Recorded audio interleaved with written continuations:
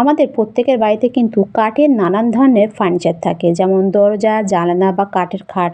আমরা কিন্তু কাঠের খাট প্রত্যেকেই পছন্দ করি, কিন্তু একটা সমস্যা হয় কি দেখবেন, বেশ কিছুদিন ইউজ করার পর এর গ্লেজটা কিন্তু এরকম নষ্ট হয়ে যায়। সেটা কিন্তু দেখতেও কিন্তু খারাপ লাগে। তা আমরা হয়তো বাজার থেকে আবার মিস্ত্রি ডেকে এটাকে পয়সা খরচ করে আবার পলিশ করি। তাই এটা কিন্তু পলিশ করতে অনেকটা টাকা কিন্তু আমাদের চলে যায়। তা আমরা যদি বাজার থেকে মিস্ত্রি ডেকে পলিশ না করে বাড়িতে বসে এটা পলিশ করে নিতে পারি, তাহলে কেমন হয়?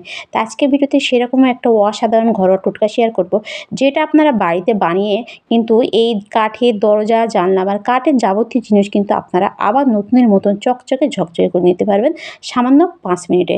তা কীভাবে, তা সেরকমই একটা অসাধারণ ঘরোয়া টোটকা শেয়ার করব। আশা করছি টিপসটা আপনাদের অনেকটা কাজে লাগবে। তা দেখুন, এখানে আমার জানালা, দরজা বা এখানে যে খাটটা দেখুন, এর গ্লেজটা কিন্তু অনেকটাই নষ্ট হয়ে গেছে। এটা আমি আজকে আপনাদের সামনে কিন্তু একদম নতুনের মতো চকচকে ঝকঝকে করে দেখাবো। বাড়িতে থাকা সামান্য কিছু জিনিস হয়তো অনেকেই জানে, অনেকে জানে না।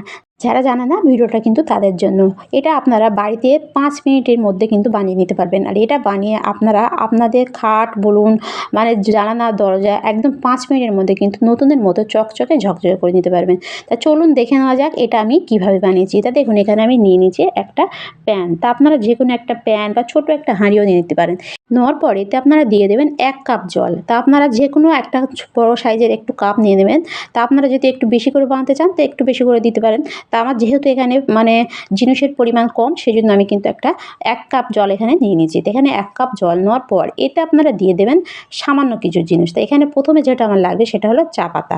তা আমরা যে চা খাই সেই চাই কিন্তু আমি এখানে নিয়ে নিচ্ছি। তো এখানে আমি কিছুটা চা পাতা নিয়ে নিচ্ছি। তাই এটা আমি কিন্তু সবটা দেবো না, একটা মাপ কিন্তু এখানে অত্যন্ত জরুরি। তো এখানে আমি এই চামচের কিন্তু 3 চামচ চা পাতা এখানে দেব। 1 কাপ জলের সঙ্গে এখানে কিন্তু 3 চামচ মানে চা পাতা দিতে হবে। তা আপনারা যদি জলের পরিমাণটা এখন একটু বেশি নেন, তাহলে কিন্তু চা পাতার পরিমাণটাও বেশি নিতে হবে। তো এটা আপনারা কী করবেন, নিয়ে যাবেন গ্যাসে। গ্যাসে নিয়ে এটা কিন্তু ভালোভাবে ফুটিয়ে নিতে হবে। একদম গাঢ় একটা রং মানে কালার আসবে, তখন কিন্তু এটা ফুটিয়ে পরে নামিয়ে নিতে হবে। তো দেখুন, এখানে কিন্তু আমার অলরেডি ফুটে গেছে। তো এভাবে যখন ফুটবে এটা একটা চামচ দিয়ে আপনারা একটু ভালোভাবে নেড়ে দেবেন। নিয়ে এটা ভালোভাবে একটু ফুটিয়ে তারপর আপনারা কী করবেন, নামিয়ে নেবেন। তো এটা ভালোভাবে ফুটে গেলে তারপর আমি এটা নামিয়ে নেব। তো নামিয়ে নিয়ে তারপর আমি আপনাদের দেখাচ্ছি। তো দেখুন, এখানে কিন্তু আমার ফুটে গেছে। আর কালারটা দেখুন, কালারটা কিন্তু একদম এরকম গাঢ় একটা কালার হবে।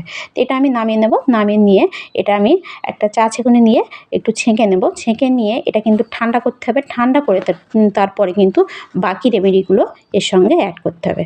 তো এখানে আমি একটা পাত্র কিন্তু নিয়ে নিয়েছি। পাত্র নিয়ে একটা চা ছেঁকুনি নিয়ে এটা কিন্তু আমি ছেঁকে নেব। তো এভাবে ছাঁকার পর এটা কিন্তু অবশ্যই ঠান্ডা করে নিতে হবে। এটা ঠান্ডা হওয়ার পর কিন্তু আপনারা বাকি রেমেডিগুলো অ্যাড করবেন। তা দেখুন, এখানে কিন্তু আমার এই চায়ের লিকারটা কিন্তু ঠান্ডা হয়ে গেছে। ঠান্ডা হয়ে গেছে, এরপর আমি এতে অ্যাড করব হোয়াইট ভিনেগার। তো হোয়াইট ভিনেগার আমাদের প্রত্যেকের বাড়িতে কিন্তু থাকে।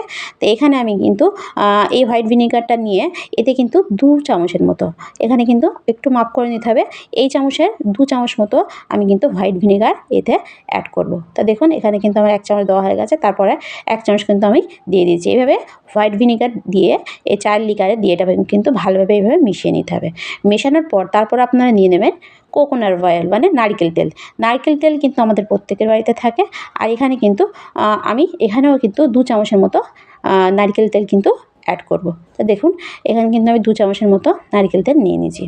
দেখুন, নেওয়ার পর এই 3টে জিনিস কিন্তু ভালোভাবে একটু 5 মিনিটের মধ্যে কিন্তু মিশিয়ে নিতে হবে। এইভাবে ভালোভাবে একটা চামচ দিয়ে কিন্তু নাড়লে খুব সুন্দরভাবে কিন্তু একে অপরের সঙ্গে রেমেডিগুলো কিন্তু খুব সুন্দরভাবে মিশে যাবে। এভাবে অবশ্যই আপনারা রেমেডিটা রেডি করে নেবেন। তো এভাবে দেখুন, এখানে কিন্তু আমার রেমেডিটা কিন্তু রেডি হয়ে গেছে দেখুন।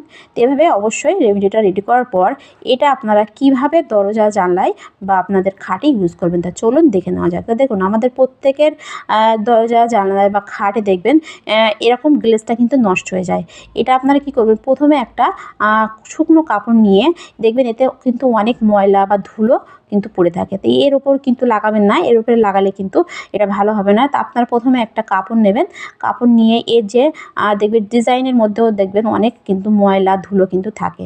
তা প্রথমে আপনারা কী করবেন, এর থেকেই ময়লা ধুলোগুলো কিন্তু এভাবে পরিষ্কার করে নেবেন। প্রথমে এভাবে একটা কাপড় দিয়ে পুরোটা ভালোভাবে পরিষ্কার করার পর তারপরে কিন্তু আপনারা এটা লাগাবেন। তো দেখুন, এখানে কিন্তু আমি প্রথমে একটা কাপড় নিয়ে নিয়েছি। কাপড় নিয়ে এটা কিন্তু ভালোভাবে পরিষ্কার করে নিচ্ছি। তো এভাবে পরিষ্কার করার পর তারপর আপনারা নিয়ে নেবেন একটা সুতির কাপড় বা দেখবেন আমাদের প্রত্যেকের বাড়িতে দেখবেন মোজাও থাকে, মোজাও নিয়ে নিতে পারেন বা তুলোও আপনারা কিন্তু নিয়ে নিতে পারেন। নেওয়ার পর এটা আপনারা এই রেমেডির মধ্যে দিয়ে ভালোভাবে কিন্তু এভাবে চেপে একটু নিংড়ে নেবেন, এভাবে দেখুন। তো এভাবে ভালোভাবে নিংড়ে নেওয়ার পর এটা আপনারা আপনাদের খাটে বলুন বা দরজা জানলায় আপনাদের ইচ্ছা মতো আপনারা যেখানে ইচ্ছা আপনারা সেখানে কিন্তু লাগাতে পারেন। তো এখানে কিন্তু আমি দরজায় লাগিয়ে দেখাচ্ছি। তো এভাবে যে দরজার ডিজাইনের মধ্যে দেখবেন যেসব জায়গায় এরকম ময়লা জমে থাকে সেসব জায়গায় এভাবে ভালোভাবে কিন্তু আপনারা এভাবে লাগিয়ে দেবেন। তো এভাবে লাগানোর পর আপনারা দেখবেন আপনাদের দরজা জানলায় যেসব মানে দরজা জানলায় গ্লেজ নষ্ট হয়ে গেছে সেই সব দরজা জানলা দেখবেন নতুনের মতো চকচকে ঝকঝকে হয়ে যাবে।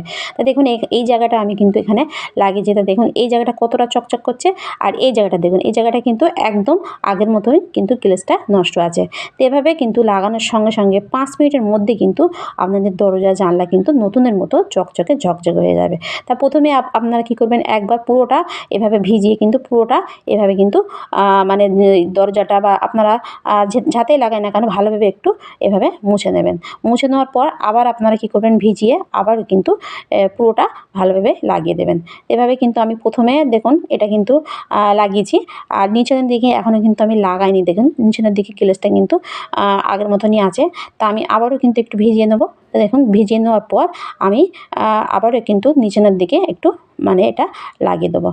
তো দেখুন লাগানোর সঙ্গে সঙ্গে কিন্তু দেখুন গ্লেজটা দেখুন একদম কিন্তু চকচক করছে। তো এভাবে আপনারা ভালোভাবে কিন্তু আপনার দরজা জানলায় এভাবে লাগাতে পারেন। তো এভাবে লাগানোর সঙ্গে সঙ্গে কিন্তু এটা একদম নতুনের মতো হয়ে যাবে। আর এটা আপনারা সপ্তাহে 1 দিন কি মাসে 2 বার কিন্তু এভাবে আপনাদের দরজা জানলায় বা খাটে কিন্তু লাগাতে পারেন। লাগালে কিন্তু দেখবেন আপনারা কিন্তু বাড়িতে বসেই কিন্তু দরজা জানলা এবং খাট এভাবে পলিশ করে নিতে পারবেন। আর কোনো রকম কিন্তু টাকা খরচ ছাড়াই কিন্তু আপনাদের দরজা জানলা এভাবে নতুনের মতো চকচকে ঝকঝকে রাখতে পারবেন। তো দেখুন এখানে কিন্তু আমার পুরোটা পরিষ্কার করা হয়ে গেছে, মানে লাগানো হয়ে গেছে। তো দেখুন দরজাটা দেখুন কতটা চকচকে ঝকঝকে হয়ে গেছে। তো এভাবে কোনো রকম ঝামেলা ছাড়া বা কোনো রকম পয়সা খরচ ছাড়া আপনারা চাইলে কিন্তু বাড়িতে বসে আপনাদের যাবতীয় ফার্নিচার এরকম কিন্তু পলিশ করে নিতে পারেন। তো ভিডিওটি এ পর্যন্ত, ভালো লাগলে লাইক, কমেন্ট, শেয়ার করতে ভুলবেন না। বাই।